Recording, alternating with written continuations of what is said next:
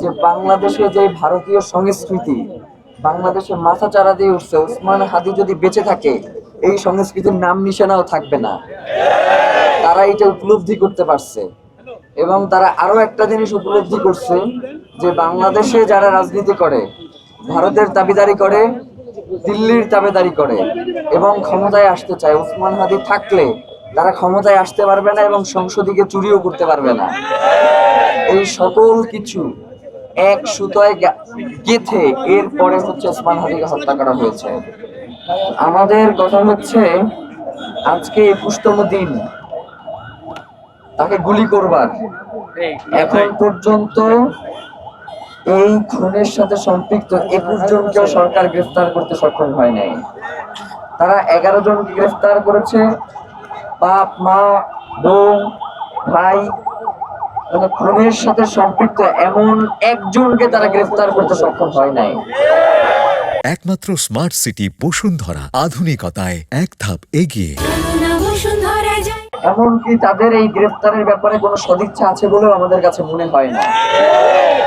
মানে যদি তাদের সদিচ্ছাই থাকতো তাহলে ডিএমপি কমিশনার এখানে সংবাদ সম্মেলন করে বলে যে ওসমান হাদির খুনের সাথে জড়িত 2 জনের মেঘালয় পুলিশ গ্রেফতার করছে।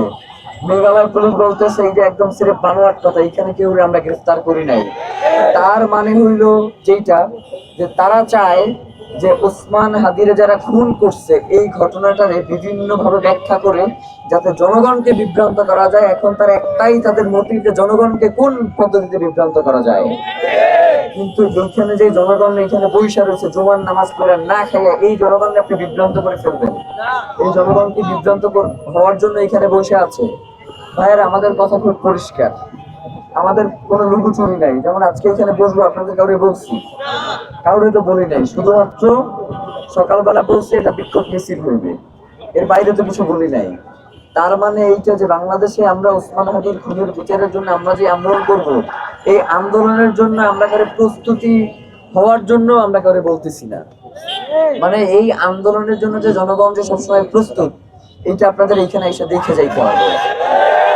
একটা কথা খুব সুস্পষ্ট ভাই, আমাদের কাছ থেকে সরকার কতদিন পর্যন্ত সময় চাই? 7 তারিখ পর্যন্ত সময় চাইছে না? তো আমরা তাদেরকে সময় দিছিলাম কতদিন? 30 কার্য দিবস বাইরে দিছিলাম না? আজকে সেই 30 কার্য দিবসে আমাদের আর বাকি আছে 22 দিন। আমরা ওই কার্য দিবস ধরেই আগাইতেছি। সরকার কি বাইধা দিল, সরকার কি বাইধা দিল না, এই দিকে আমাদের আর ভ্রুক্ষেপ করা চলবে না। আপনাদেরকে একদম স্পষ্ট করে বলি, আগামী 30 কার্য দিবসের মধ্যে যদি সরকার এই খুনের বিচার কার্য সম্পন্ন করতে ব্যর্থ হয় তাহলে আমরা 30 কার্য দিবসের পরে সরকার পতনের আন্দোলন শুরু করব। যেই সরকার ওসমান হাদির এই খুনের সাথে যারা সম্পৃক্ত তাদেরকে গ্রেফতার আদৌ কোনো তাদের সন্ধান পর্যন্ত দিতে ব্যর্থ হইতেছে, সেই সরকারের তো ক্ষমতায় থাকবার কোনো প্রয়োজন নাই। যেই সরকার বাংলাদেশের আইন শৃঙ্খলা পরিস্থিতি রক্ষা করতে ব্যর্থ হইতেছে, গোয়েন্দা সংস্থা কোন রকম যে সরকারকে সাহায্য করতেছে না, আপনি কোনোভাবেই কোনো ধরনের পদক্ষেপ গ্রহণ করতে পারতেছেন না, আপনি কিছু পারতেছেন না, আপনি অসহায় মানুষদেরকে তো আমরা রাষ্ট্র ক্ষমতায় বসায় রাখতে চাই না। অসহায় মানুষ রাস্তায় এসে ভিক্ষা করবে, আমরা তাদেরকে ভিক্ষা দেবো, কিন্তু রাষ্ট্র চালাইবে হচ্ছে যারা রাষ্ট্র চালানোর যোগ্য তারা। কোনো অসহায় মানুষকে আমরা রাষ্ট্রের ক্ষমতায় দেখতে চাই না। যারা ওসমান হাদির খুনিদের এখন পর্যন্ত গ্রেফতার করতে সক্ষম হয় নাই, এখন পর্যন্ত তারা চার্জশিটটা দাখিল করতে পারে নাই, এখন পর্যন্ত তারা এর বিচার প্রক্রিয়া সম্পর্কে কতদূর আগাইছে সেইটা সম্পর্কে তারা জনগণকে এখন পর্যন্ত বার্তা দিতে পারতেছে না, তাহলে এই সরকার দিয়ে আমরা কি করবো? এই সরকার তো বনজঙ্গলকে ঘাস কাটবে, এর বাইরে তো এই সরকারের আর কিছু করবার নাই।